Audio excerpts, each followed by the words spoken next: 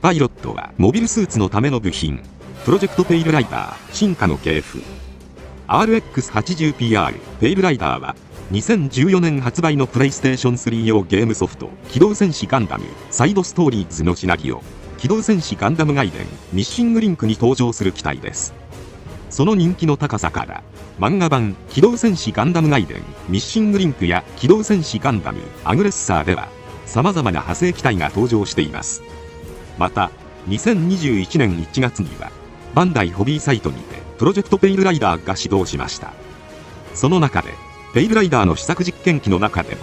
ホワイトライダーとブラックライダーは長らく謎に包まれていましたが、同年2021年11月から順次全3部で構成されたゲーム機動戦士ガンダムバトルオペレーションゴードフェアリーが発売され、その正体が明かされました。今回はそんなペイルライダーシリーズとペイルライダー計画の全貌について解説させていただきます。人は死んだらもう会えないんだ。宇宙世紀0079ジオン公国と地球連邦軍の戦いである一年戦争において、地球連邦はジオン軍のモビルスーツであるザクに対抗するべく量産型モビルスーツジムを開発します。そして一年戦争末期にはバリエーション機の一つとしてジムコマンドが開発されました。ジムコマンドは OVA 機動戦士ガンダム0080ポケットの中の戦争の劇中では従来のジムと同様のやられ機体として登場していますが、機体スペック上はガンダムと同等以上の性能を持つ高性能機です。そしてそんなジムコマンドに同じくジムの改良型として開発されたジムスナイパーカスタムの設計コンセプトを加えることでジムスナイパー2が開発されました。ジムスナイパー2はカタログスペック上は RX78 ガンダムを凌駕するほどの機体であり、地球連邦軍はそんな本機をベースとしてその後を見据えた次世代モビルスーツの開発を計画します。こうしてジムスナイパー2をベースにしつつガンダム4号機やガンダム5号機の開発計画とされる G4 計画の最新技術を導入して完成した試作機が RX80 となります。しかし本機は高い機体性能を誇る機体ではあるものの、コストが高すぎて主力量産機にすることができないと判断されてしまい、量産には至りませんでした。その後これに目をつけたレビル派の高官グレイブが NT1 アレックスなどの開発を行っていたオーガスタ研究所へペイルライダーを譲渡し、次世代モビルスーツの開発計画としてペイルライダー計画を秘密裏に推進していきます。その中でグレイブは特殊システムハデスを搭載できるモビルスーツを求めました。ハデスとはブルーディスティニーに搭載されたエグザムシステムをもとにオーガスタ研究所で独自に開発された戦闘用 OS です。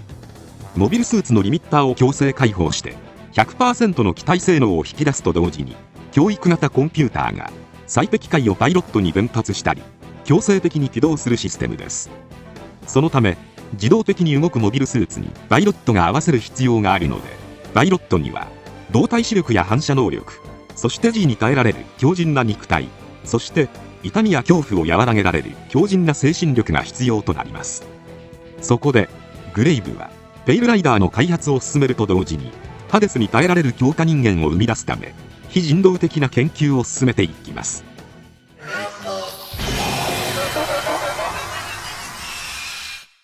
こうして開発が進められたペイルライダー計画では、まず試作1号機から試作3号機が作られました。試作1号機はもともと公式ホームページ上では設定画が公開されておらず、試作1号機という名称のみが表記されており、漫画機動戦士ガンダムガイデンミッシングリンクではホワイトライダーという名称で特殊兵装シェキナーの検証が行われている機体ということしか明かされていませんでしたが、ゲームバトルオペレーションゴードフェアリーの発売に伴いその外観が判明しました。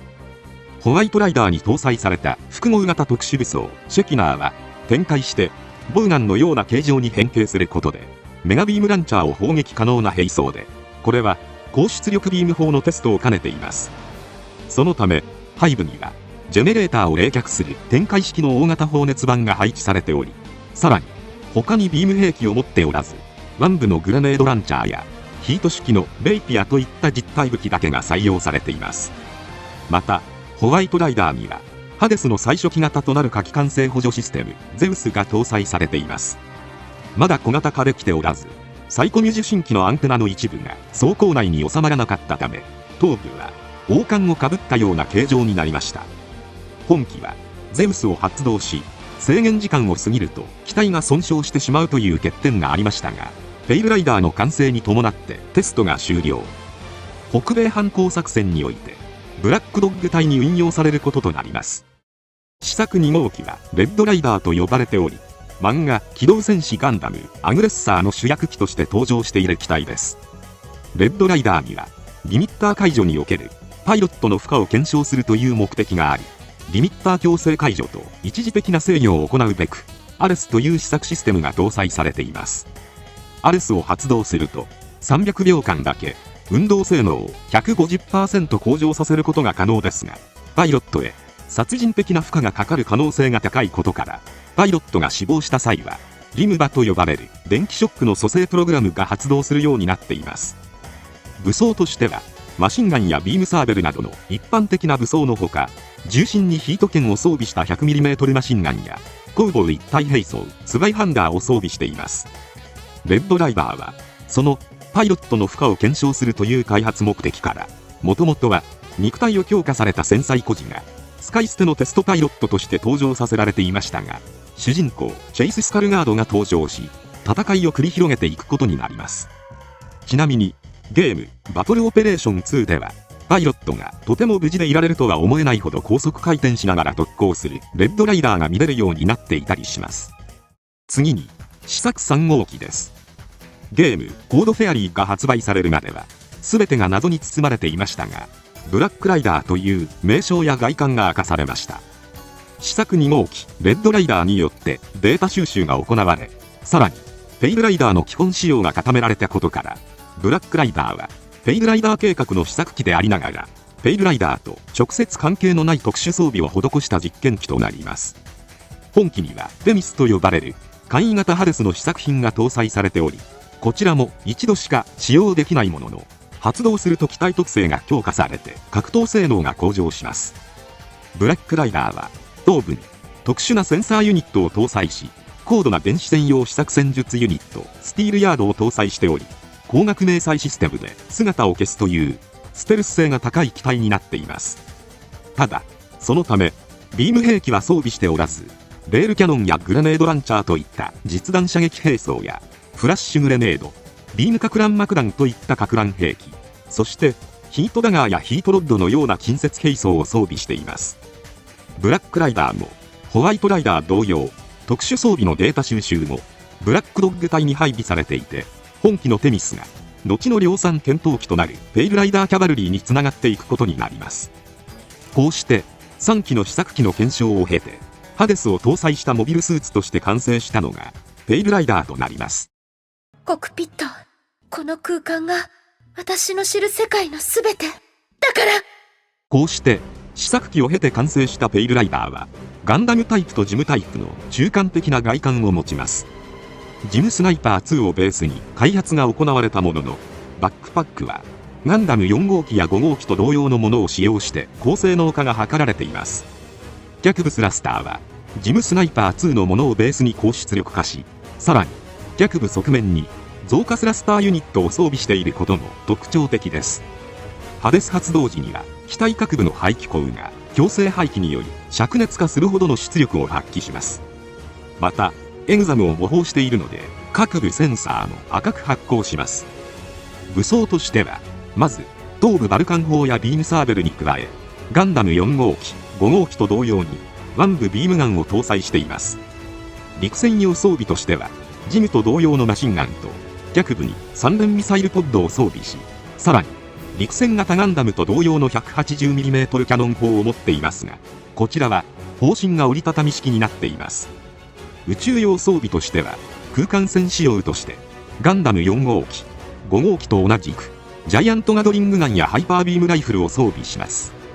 またガンダムバトルオペレーションではバズーカやビームライフルを装備した軽装備仕様も存在しています。ペイルライダーはハデス起動時に機体の動きに耐えられるパイロットが必要なので、オーガスタ研究所で強化された戦災孤児の少女クロエ・クローチェが登場します。劇中でグレイブはお抱えの私兵部隊スレイブレイスを用いて反デビル勢力を排除するべく暗躍していましたが、ある時、スレイブレイスが不要になったと考え、スレイブレイスを排除するべく、刺客として、クロエが、カル・ペイルライダーを送り込みました。ペイルライダーは、スレイブレイスとジオン軍特別競合部隊、マルコシアスとの戦闘に介入し、圧倒的な性能を見せつけました。幾度にもわたる戦いを繰り広げた後、決戦の舞台は宇宙へ移りますが、その後の展開は、ゲーム版と漫画版で異なっています。まず、ゲーム版では、ペイルライダー計画を実行していたオーガスタの極秘研究施設は、スレイブレイスによって破壊され、ペイルライダー計画は終了します。さらに、スレイブレイスは、ペイルライダー計画の非人道的な人体実験のデータなどを、反レビル派の将軍へ密告して、グレイブを失脚させます。残ったペイルライダーは、アバオア空戦に投入されましたが、ジオンのマルコシアス隊の決死の連携によって、機体を無力化され、機体とクロエは鹵獲されました。こうして、ペイルライダーとクロエは、マルコシアス隊のヴィンセント・グライスラーに保護され、以降、ジオン残党軍としての活動を担っていくことになります。漫画版では、スレイブレイスは、グレイブを直接暗殺するために宇宙へ上がります。そこで、スレイブレイスの隊長、トラビス・カークランドは、グレイブの軍団の中に格納されていたペイルライダーの量産戦闘機、ペイルライダーキャバルリーを強奪しました。ハデスもろともオーバーロードさせてやる。ペイルライダーキャバルリーは、ペイルライダー計画の集大成として、量産化を主眼に再設計された機体です。そのため、ハデスは一般兵士用にデチューンされていますが、それでも、パイロットの負担は依然として高く、暴走する危険性も残されています。武装としては、ペイルライダー空間戦仕様の装備から、ワンブビーム砲とガトリングがなくなった代わりに、ビームサーベルがビームジャベリン兼用になっているほか、複合型特殊武装、シェキナーを持ちます。シェキナーは、ジャイアントガトリングとメガビームランチャー、そしてマイクロミサイルランチャーの3種を一つに集約したものであり、これによって、複数の武装を装備する際のデッドウェイトを解消することに成功しました。漫画版では、マルコシアスは、クロエが狩るペイルライダーを止めきることはできませんでしたが、トラビスが狩るペイルライダーキャバルリーが介入し、死闘の果てにクロエを止めることに成功しました。そして、トラビスは、グレイブの暗殺を遂げています。また、地上のオーガスタ極秘研究施設は、トラビスの仲間たちによって、跡形なく消滅されました。一年戦争終結後、ペイルライダーキャバルリーがどうなったのかは語られていませんが、ジオン残党軍の機体となったペイルライダーは、ゲルググ系列のパーツで補修して、ペイルライダー、ヴィンセント・グライスナー機になりました。ゲルググイエーガーのビームマシンガンや、全腕部、ビームスポットガン、ビームマギナタを持ち、脚部に、イフリート界の6連装ミサイルポッドを装備するなど、ジオン色の濃い改修が施されています。作中では、薬がなければ生きていけないクロエを、元の体に戻すべく、マリアナ諸島の旧ハデス研究施設に向かいますが、途中で、ペイルライダー・デュラハンからの追撃を受け、戦いを繰り広げます。ペイルライダー・デュラハンは、一年戦争終結後に、組み立て途中で投棄されていたキャバルリーを元に復元した機体です。しかし、すでにハデス研究施設が失われていたので、デュラハンにはハデスが搭載されていません。そのため、首なし騎士デュラハンのコードネームが与えられており、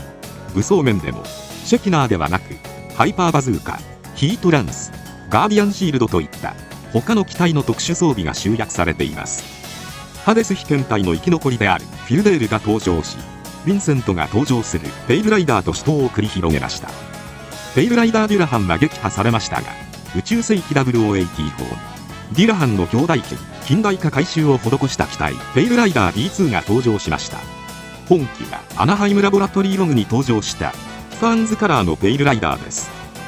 ファーンズがジムクーエルに代わる次期主力機を検討する際、データ収集のために運用された機体であり、デュラハン同様にハデスは搭載されていませんが、キャバルリーが装備していたシェキナーを装備しています。一方、生き残ったヴィンセントとクロエが登場したペイルライダーは、その後もジオン残党軍で改修が続けられました。そして、ハデスはそのままにしつつも、フレームはセミモノコック構造からムーバブルフレームに置き換え、ネオジオンの最新技術を盛り込み、通りスリッターになりました。武装としては、バックパックのスラスターバインダーに、インコムを計6機装備し、各インコムの裏側には、ドライセンと同様のトライブレードが接続され、インコム射出後にトライブレードを放つといったトリッキーな攻撃も可能です。ハイパーナックルバスターやメガ粒子砲付きシールドを携行しているほか、両肩はサブアームにもなります。ミッシングリンクのゲーム内では、宇宙世紀0090にヴィンセントが狩るギラドーガとクロエが狩るトーリス・リッターはシャアが率いる新生ネオジオン軍に合流し、グレミートと派のネオジオン残党の偵察任務に出ますが、ヴィンセントのかつての仲間アンネ・ローゼ・ローゼンハインが狩るクイーン・マンサとの戦闘になり、クロエは脱出カプセルでなんとか一命を取り留めるも、機体は大破して失われました。以上の内容から、ペイルライダー計画では、試作1号機ホワイトライダーにより、ハデスの火器管制能力の検証や、シェキナーへのビーム兵器搭載検証、2号機レッドライダーにより、ハデスによる人体への負荷限界の検証と、ペイルライダー基本仕様の策定、試作3号機ブラックライダーにより、量産化を視野に入れた簡易版ハデスの検証。こうして誕生したペイルライダーは、クロエやヴィンセントと共に、ジオン残党軍として改修が続けられてトーリス・リッターへ。一方で、ペイルライダーを量産するべく、ペイルライダーキャバルリーが開発され、そこからペイルライダーデュラハンが開発。さらに近代改修が施されて、ペイルライダー D2 が開発されました。このように、ペイルライダー計画は、次世代の高性能モビルスーツを作り出すことを目指した結果、ハデスに対応できるパイロットを無理やり作り出すという非人道的な行為につながり、地球連邦軍のオーガスタ研究所で開発された闇深い機体でもあります。そして、その先に、機動戦士ゼータガンダムの時代である宇宙世紀0087頃には、オーガスタ研究所は、ロザミア・ガダムなどの強化人間を作り出すことになっていくのです。余談ですが、ペイルライダーのパイロット、クロエ・クローチェは、ペイルライダー計画によって、過度の強化が施され、重度の記憶障害を引き起こし、薬がなくては生きていけない、ペイルライダーに狂わされた人生を送っていましたが、機動戦士ガンダムガイデン、ミッシングリンクのエンディングでは、クロエが、ヴィンセントとの子を抱いている描写があり、戦争とは無縁の幸せな光景が描かれています。全員俺のとこに来い。お前らにはまともに生きる権利、いや、義務がある。今回はこれで以上となります。チャンネル登録されるかはお任せいたしますので、もしよければもう一本していただければとても嬉しいです。最後までご視聴いただきありがとうございました。